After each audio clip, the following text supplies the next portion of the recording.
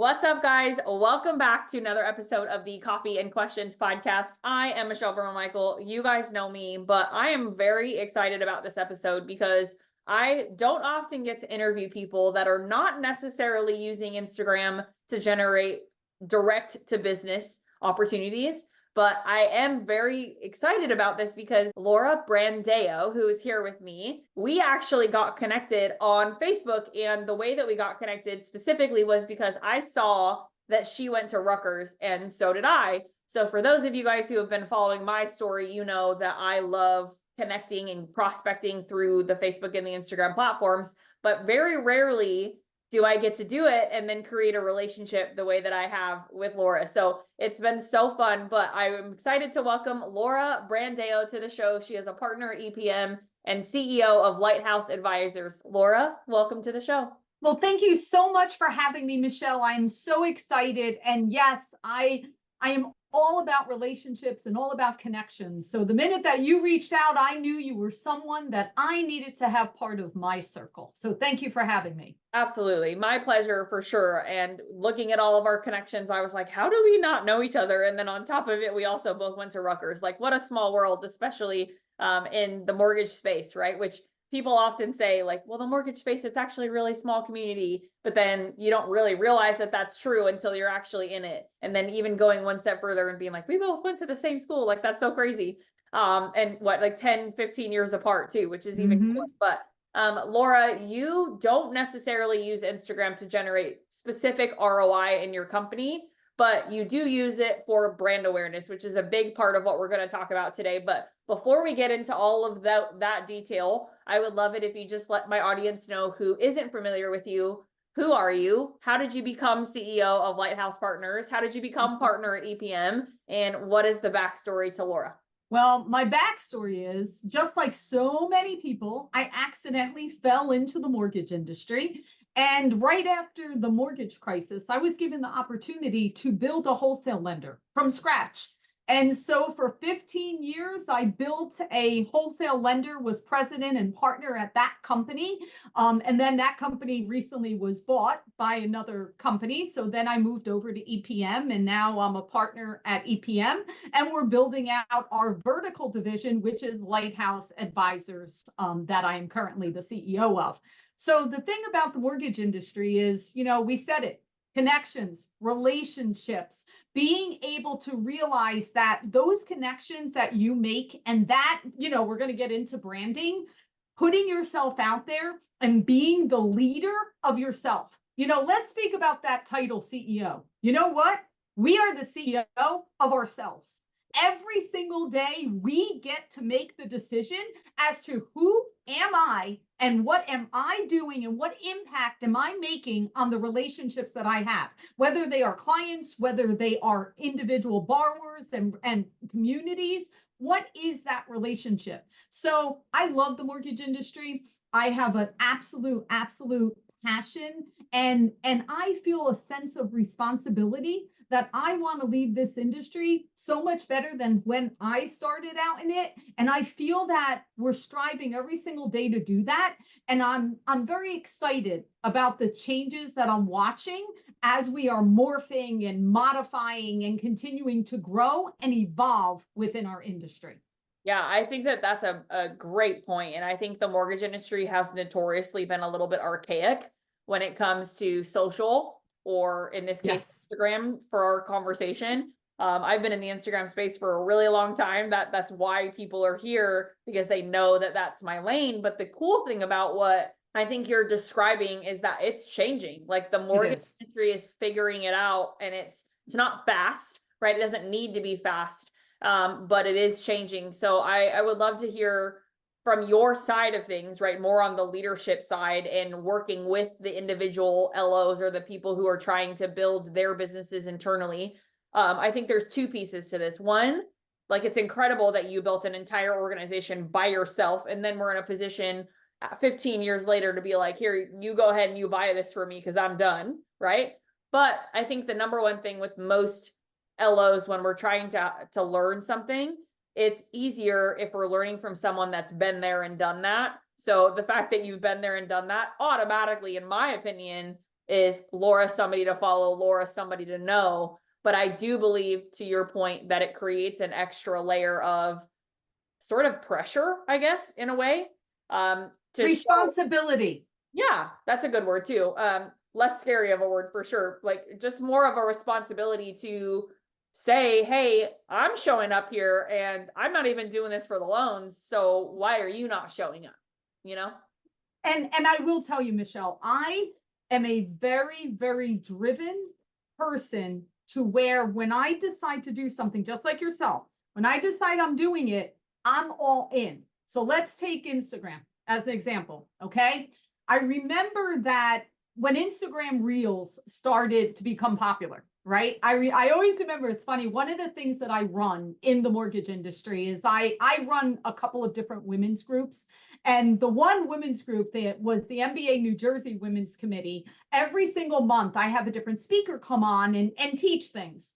And one of my girls was teaching Instagram Reels. And I can't remember what year this was, a couple of years ago, right? So anyway, she came on and she was like, okay, ladies, take out your phones and this is what we're going to do. And like she went through the steps.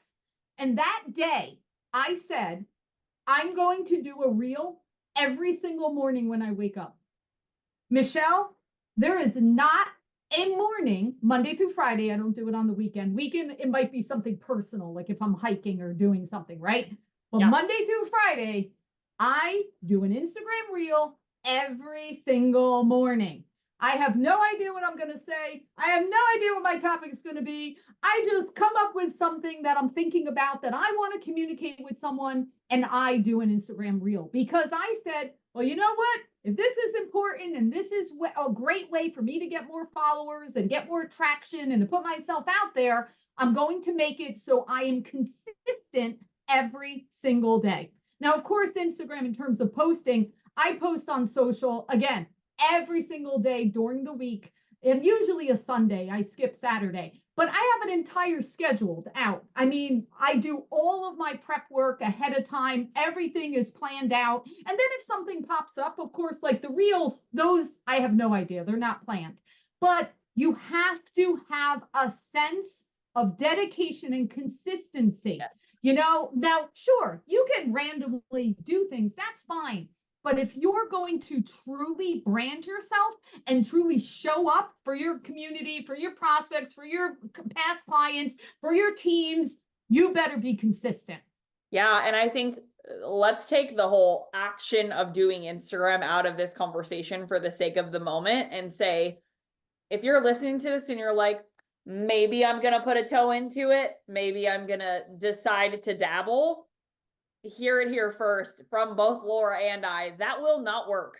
And I think that the biggest thing with my experience, and I've talked about this a lot, is you can't have a back door, right? And what do I mean by saying that? What I mean is if you decide to do something, you cannot have a plan B. And I remember learning this years and years and years ago. I read the book High Performance Habits in 2016 when it was really kind of new in the space. Brendon Burchard, if you guys are not familiar, is the author of that book. But I remember sitting on my couch reading this book thinking, holy crap, I am this person that he's describing. And I remember reading some of them and thinking, okay, well, I'm not doing this one as well as I probably could, but I'm doing most of them pretty damn close. Like I'm right on it. And I remember right there in that moment, I said, I'm not going to have a resume. I'm not going to have a backup plan. I'm not going to do any of that. Like I am Berman Media and I am Beyond the Method. And it was in that moment where Beyond the Method was then born shortly after. My whole life changed when I made that decision of burn the boats. I'm committed. You're burning the boats. That's 100%. It. No way off. But I mean, how many people, and you've obviously been in the industry for longer than I have, and like how many people do you feel like are one toe in? Most. And that's the thing is, and listen, even speaking for myself, when I started in the mortgage industry or when I started that company that I sold, that was it. I didn't have any other option. I had to make it work and it had to be successful because that was all I had. Right. So it's honestly, when you have options, that will actually hold you back. You don't want to have a plan B, C, D. that is going to hold you back. When you have $10 left in your bank account, you're not sitting there going, well, maybe I'll make another phone call. You're making another phone call. You're going and making another post. You're following up for the 100th time because you've got $10 in your bank account. So you have to have that mentality, regardless if it's $10 or if it's $100,000. You need to keep that mentality. And if you can keep that fire and that passion for a long enough amount of time, you never have to worry. Well, Ever. and I'm so excited that we're talking about it from this angle, because I think I've had lots of people on the show where we get really granular and we're talking about specific goals and specific ways to execute certain things, but this is really big picture in my mind. And this is, for those of you guys who haven't figured it out, Laura and I are both very high D's. We're very, very big female personalities. And I think that sometimes that big personality can be a little intimidating to somebody listening to this saying, well, I'm a brand new loan officer, or I've been in the industry for 10 years. I'm not comfortable on video. I don't really know what to say, but okay, I guess I'll try. And those are the people that are sort of a little 1 foot in, 1 foot out. So I think though me and you being really big personalities, being able to say, hey, we failed too, a lot. Oh, yeah. And yeah. there was a day where I had $347 in my bank account, and I will never forget it. Because I remember thinking, you won't. $347 was just a little bit more than my car payment at the time. Mm-hmm. So I was paying my car payment with my credit card, which at the time was also allowed. I don't even know if that's allowed anymore, but I don't think so. But at the time it was allowed. And I remember like going to the grocery store thinking, what is the cheapest thing I can buy that will last the longest amount of time? And I remember buying lots of pasta, lots of macaroni and cheese.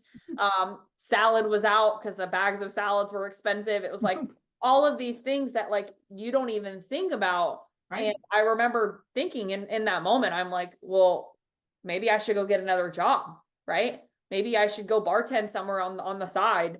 And it was High Performance Habits where I stopped and I said, nope, like I will always just constantly only have $347 in my bank account if I don't commit 100% to what I feel like is the purpose for me being on this planet. And what a trajectory, right? But can you go back to that time for you? Because I'm assuming that authenticity there from you of the $10 was something that you resonated with.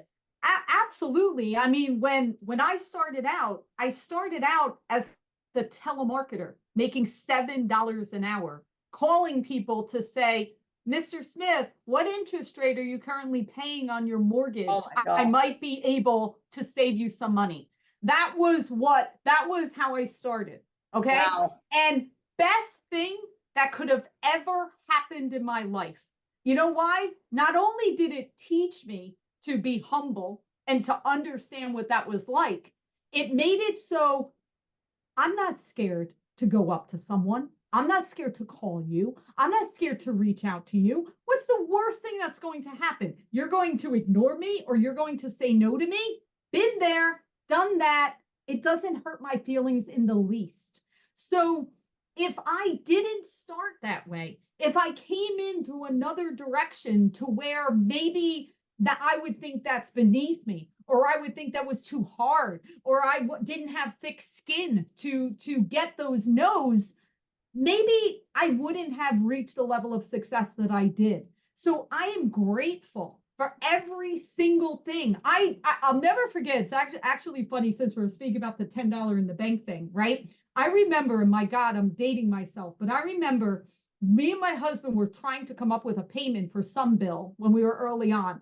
And back then, these scam artists would put a thing like in the newspaper that said, call this number and you could get a personal loan for whatever. Oh, gosh, and I literally took like my last $300 out of the bank at that moment, which 300 was every cent practically, thinking we were applying for a loan, which of course we had great credit. We just didn't have any cash. And I remember being scammed by that. Oh, no. And again, thinking back on that was fuel, Michelle. Yeah. Like that was fuel and experience that I had to experience at that age that made it so that I fight for the low to moderate income borrower. I make sure that people aren't taken advantage of as a lender because I remember being that person. I remember crying on the corner of my apartment when I got my mortgage commitment for our first house that we were buying when I was 25. And the loan officer told me the rate was going to be 7, and he locked me in at 8.5 and charged me 2 points. And I remember crying on my apartment floor saying, I don't even know how we're going to make this mortgage payment. Now, luckily, it all worked out and everything was fine and all turned out great. The point is, I remember that 25-year-old girl, and I will never allow anyone from my company or anyone that works with anything associated to me to ever have to feel that, right? See, these are not things that we should be running away from. These are experiences that teach us and fuel us and make it so that, is it a big deal that I do an Instagram reel every single morning? It is a big deal because you know what? What does that represent? That represents my dedication to making sure that I continue to be out there, that people can continue to hear me and see me and know I'm showing up. I'm showing up for you. I'm showing up for our industry. I'm showing up.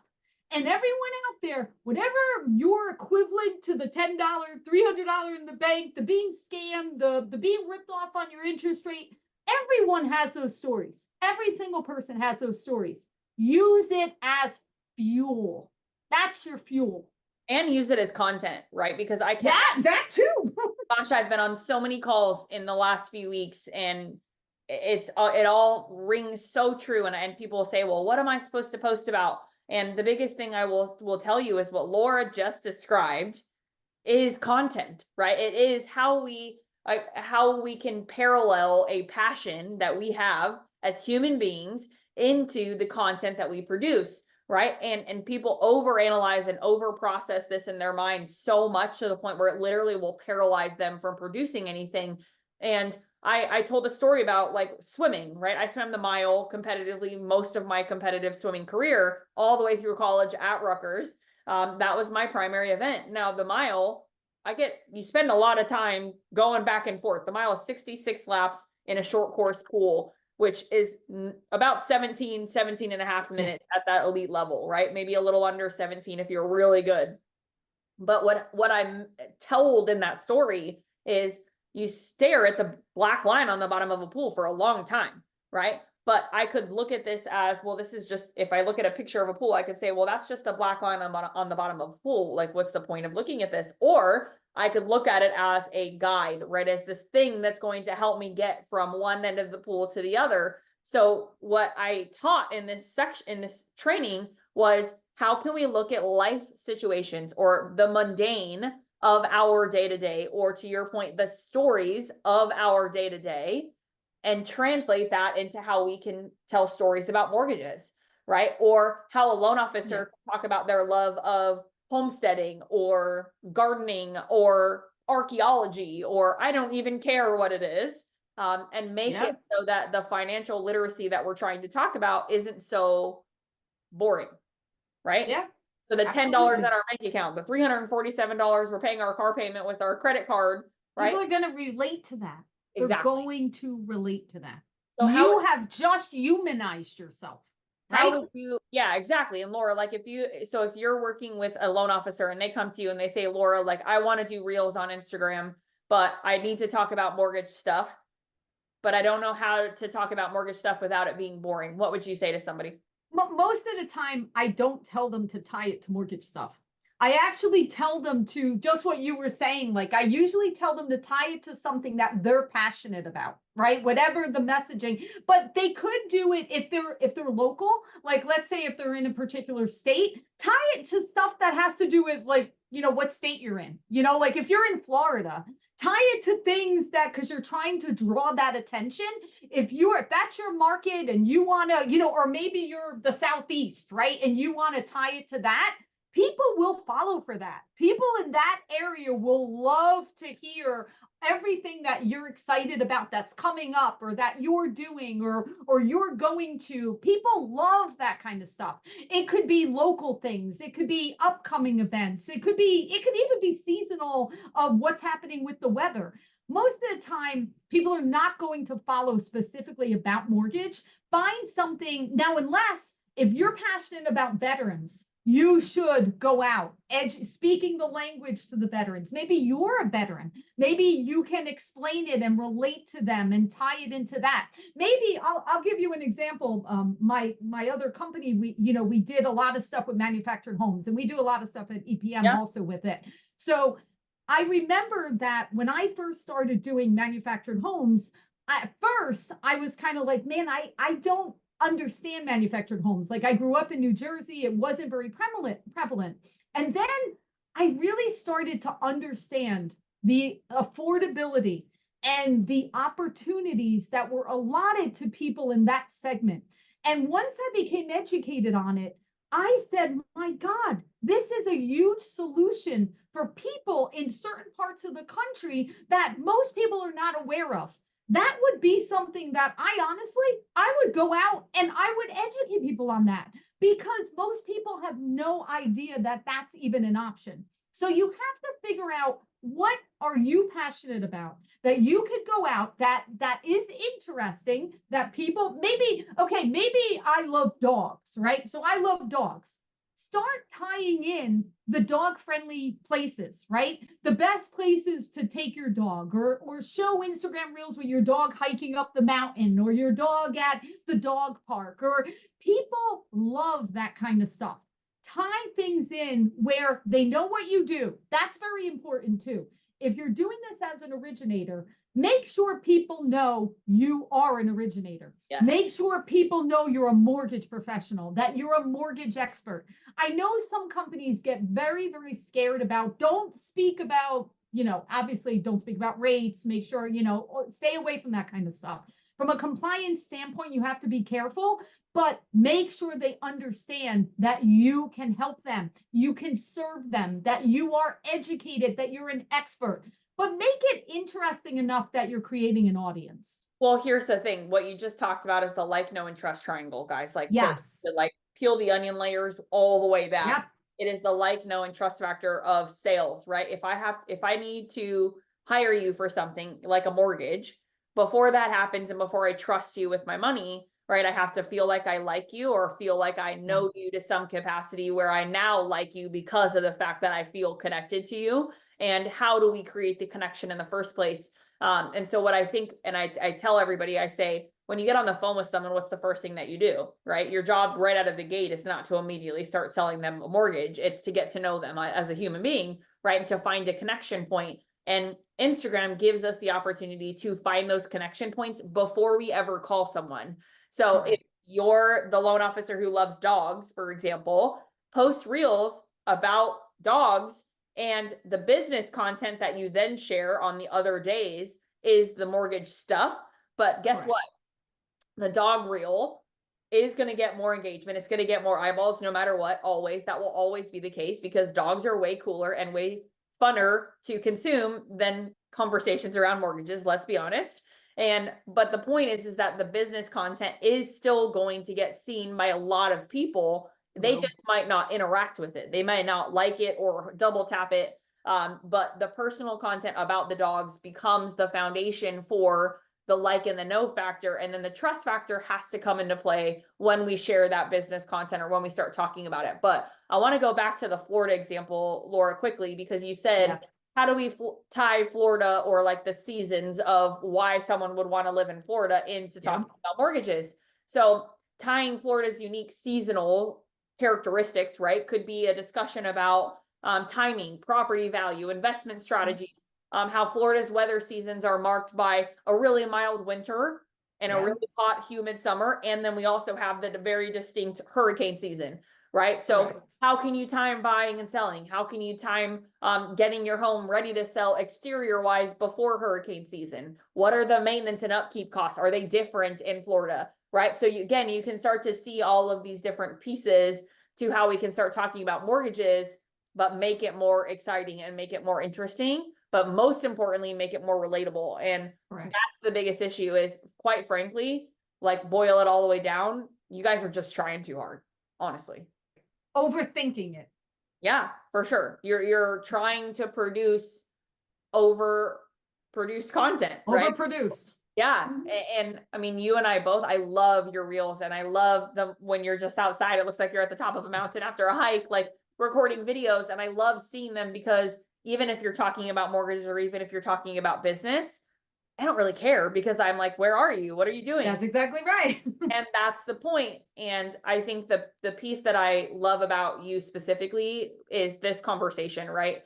We can be really dominant individuals in our industry, but at the same time, we're just two women going through life doing the same thing that everybody else is trying to do.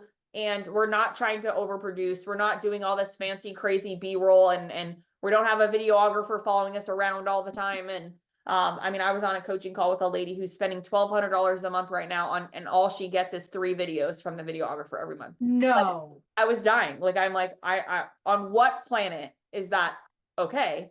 And I have personally produced all of my own video content with my iPhone and a tripod for going on 10 years. I have had, over the course of all 10 years of posting on Instagram, probably a dozen of my pieces of content were from a videographer that produced it. Meaning, like, I was speaking at an event and I had somebody make a fancy reel, or I was in somebody's, or like hosting even my own event, right? And having a videographer come to document the event, right? Yep. But that's the only fancy frilly content you'll ever get from me, because the relatability for someone like us is those mundane and sort of, not mundane, but those sort of just, we're just doing You're just a normal person. You're not, you don't have, none of us have it figured out, and neither does anyone else. And that's why, again, I'm going to go back to that word responsibility.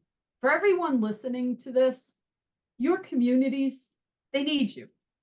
But if you don't get out there, if you don't get on Instagram, if you're not doing this consistently, guess what? They're never going to know you. So get out there, show yourself, be yourself. Don't pretend to be something you're not. If you love cats and not dogs, well then love cats. Like whatever it is. Just be yourself, because I promise you there's lots of cat lovers out there that will bond with you and want to know about you. But if you don't show yourself and be authentic and be vulnerable and put yourself out there, then you're doing a disservice to all the people that you need to help. Laura, can you speak to the professionalism aspect of this? Because I think a lot of, especially originators that have been in the industry as long as you have, I think there's this not misconception, that's the wrong word, but sort of an expectation of the boundary or the line of what is professional and what is personal and how those two things get split. And I talk about this a lot, but I think from your perspective, it would be more unique to hear, because back in the day, that was the case. That was the be overly professional, put it together. You didn't share. Yeah, I mean, exactly. And it's funny, Michelle, I'll give you to a total extreme, because I had the added level of being a woman executive where there's not a lot of top women executives in the industry, especially not when I was coming up, where people didn't even know I had children. Like, because I couldn't be labeled as, oh, well, she's acting like a mom. So I literally didn't even make like I had children. That's how extreme it was. I'm very happy that we have evolved as a industry, as a society, that, listen, things blend, right? But I'll give you an example. I'm someone that I made the decision that you're not going to see a lot of stuff with my family. Maybe my husband. My husband's okay. He's my videographer. He'll hold and do some of my videos and stuff, right? Just for fun. And maybe my husband, but beyond that, I'm probably not pulling the rest of my family into my stuff. That's my decision, right? But I also will share that I do like to go hiking and I do like to travel to certain places and kind of my philosophy on stuff. So I think that, to your point, is it's unique for each person, right? But I think we have evolved that people want to see, no matter whether you pull a little of your personal into the professional, The biggest piece you need to understand, and Michelle said this and I said it, people want to see your true self. Yeah. So I'm not necessarily saying whether you should pull the personal link, because that's your decision as an individual. You make that decision, but they want to see you. They don't want to see this buttoned up professional banker, from 1985 that is just by the book and giving regulations. They want to see the real guy, the real girl that understands. When Michelle and I were joking about the $10 in the bank and stuff, that's what people are going through. When people are going to the grocery store and their bill is $250 a week, and they're trying to figure out how can they save to buy a house when their grocery bill is through the roof, that's real. That's happening today, right now. That's happening, right? We shouldn't ignore that. We shouldn't go around that. People are struggling with coming up with a down payment. People are concerned about the cost of flood insurance in Florida, right? If we're speaking about Florida, those are not things that aren't happening. Now, you again, Mr. Loan Officer, Mrs. Originator, this is your opportunity to connect with them and be that authentic person, to not go around those topics or subjects. Embrace them. Embrace them, to have them understand that we get you. We know that the grocery bill is through the roof. We know how hard it is to put away for that down payment. So you know what? I have some down payment assistance options that I can review with you. I have some in your local market that, reach out to me, connect to me, because I'm going to be able to give you those answers. But Well, don't do it in a way, just connect. Why? and literally, we're examples of this. I could think of it right now off the top of my head. I remember going to the grocery store and being like, oh, that was only $100. Wow, that was kind of cheap, right? For all of that stuff. And now all of that stuff is $250, right? Yeah. Literally. Yeah. And, I mean, even my husband and I, we're hardcore budgeters, even though we don't necessarily have to be as much as we probably are. But that's just how we operate. We're very structured. My husband is a medically retired special forces guy. So everything is structure and very intentional. And there's just a lot of thought that goes into everything that happens, which I love about him. Sometimes it's frustrating, right? All my wives of military guys out there, you know what I mean? But we love them for it most of the time. And when it comes to this, we've even had that conversation around groceries of everyone going to Sam's Club every weekend. We're going once a month. And if you're going to do a video talking about something, even showing it, even having the receipts and being able to show, hey, this is my bill from 6 months ago for the same amount of items, 41 items. This is my bill for 41 items today. And tying that into, hey, I get it. I've been there. And the number one thing I want to tie this up with a big pretty bow and get your final thoughts on it too is, when we post content, we have one job. And in my opinion, that one job is to create conversation, because we know that in order to generate opportunity for ourselves in our business, whether you're at me and Laura's level, or if you're an originator trying to generate a realtor partner or a D2C or direct to consumer client, right? We know that in order to generate opportunity to create conversion, we have to have conversations. So if we're not posting at all, we're certainly not having conversations. But secondly, if we're not posting content that is designed to create conversation or to elicit emotion or a feeling out of someone to the point where they are now so called to leave a comment or to send us a DM, then conversion's just not going to happen. And no offense, but the definition of amortization is not going to be what I'm going to engage on as it relates to whether or not you're going to earn my engagement. It's not going to be from that. Agree. Completely agree. It's interesting. Just today I had a post on social, and it was about how we can make money back, but we can't get time back. Yeah. And it was interesting that particular post caused lots of conversation. Right. I had lots of people reach out. I had lots of people repost, sharing it, and people really resonate because it hit them. It hit them in their heart. It was something that people went, wow, that is so true. We can always make money back, but we can't get the time back. So where are we spending that time?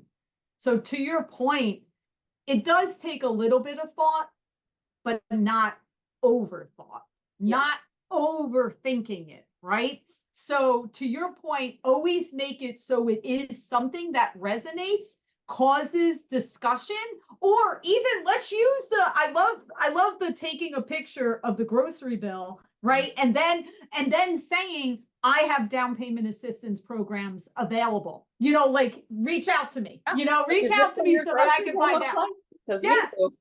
that's it. I mean, that's a perfect example of the kind of things. And I think, and Michelle, I would love to hear your thoughts. I think that once you get into the rhythm of understanding like what works and you're kind of aware, all of a sudden your brain starts picking up on those kind of things. So Oh, what yeah. do you think? Oh, I billion% agree. Like, I mean, right now, I don't know why I'm thinking about this, but I'm thinking about a client from like several years ago, and I have no idea why my brain just went to this, but I used to teach him about doing Facebook Lives on his Facebook and some ideas and things that he could talk about so that he could talk about real estate in the Nashville market where he is, and do it in a unique way so that it wasn't quite so real estatey, right? And he's really, really, really smart. Like one of those guys where like anything comes out of his mouth and you're like, he is highly educated, right? But I was like, okay, client, insert name. Like, how do we bring it down where you're a little bit more approachable and a little bit Relatable. fun, right? And he's always been a bow tie guy. Like it's actually like a funny in his business. Like all of his clients will buy him different fun bow ties because they know it's like his thing. But where my brain was going with this and why I was saying that is he started doing Facebook Lives every week, drinking different types of iced tea. So like 1 week he would make an Arnold Palmer, 1 week he would do talking about sweet tea, 1 week he'd be drinking plain, boring iced tea. And he would talk about, like, as he's drinking it, he would talk about, oh, this is kind of bitter, or oh, this is like a little too sweet. And then he would somehow create a storyline or a parallel to what was going on in the Nashville real estate market. And people started anticipating this Facebook Live with him There drinking. you go. What kind of tea is he drinking this week? Right. And it was something, how we pulled that out of him was, what do you like doing? What is something that you do in your day to day? And he goes, oh, my wife is the queen of making sweet tea. And I was like, there we go. Right. And being able to facilitate something that created approachability for someone that otherwise, I don't know that I would have talked to him about real estate because quite frankly, I wouldn't have understand half of what he was saying because he's so smart. And that's not to take away from him. That's like a compliment of like, hey, Yeah. you're way too smart for me. You're overqualified to help me. But how can we bring you down and make you more approachable? And I think that that's kind of the silver lining of all of this, That's which it. is if you've been in the industry for 20 years, if you've been in this industry for 2 months, you have a message, you have a voice, you have something to say. How can you make that message approachable? And then just rip the Band-Aid off, man, and just post it. Just do it. And make it where you are in a position where you are passionate about continuing to produce it. Because I think if you're trying to force it in a arena of, well, I'm sitting in my desk or in my office at my desk and I have the camera staring at me and it's like, what do I say?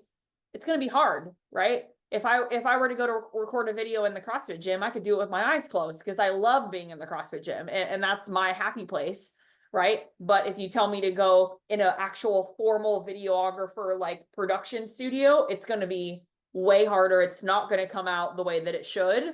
And that's because I'm not in my authentic happy place. And to your point, Laura, that's what people want from us. They want that authentic, who are we? How can we just be us and make it fun? That's it. And just remember, you're not going to resonate. You're not going to be everyone's cup of tea, right? And there is nothing wrong with that. The people that you're supposed to connect with will. But if you never get out there and you never give your message, you're doing a disservice to them and to yourself. So just do it. You're the best you that has ever existed. I love it. Laura, you're incredible. So much fun to talk with. And I think that the funny part of this is I'm sure I'm going to get some comments of people saying, you ladies are really big, strong personalities. And I'm like, yep, We sure are, but we love being who we are. So, and we talk fast. So if you have to listen to this 5 times, then do it. But Laura, I appreciate you so much. Thank you for being on the show and just coming and being your true self, because I certainly love that version of you the best. So if you're listening to this and you want to leave a review, we would love that. More reviews, the better. We obviously can continue to get in front of more and more of you that need to hear these types of messages. Also, if you have any recommendations for people that you think I should interview, like Laura, feel free to reach out to me on Instagram. But Laura, how can someone get connected to you before we wrap up? Yeah, I mean, all different social, just connect to me. I love interacting with people. The more the merrier. I am here to be a bright light for our industry. That is my mission, that is my passion, and I love connecting to new people. Just like Michelle reached out to me, I have a rule that I give anyone 15 minutes, whatever you need, whatever you want. I am happy to get and see how I can help you. So please connect. I love it. Well, you're certainly doing it. All right, guys, we appreciate you. We'll see you in the next episode of the Coffee and Questions podcast.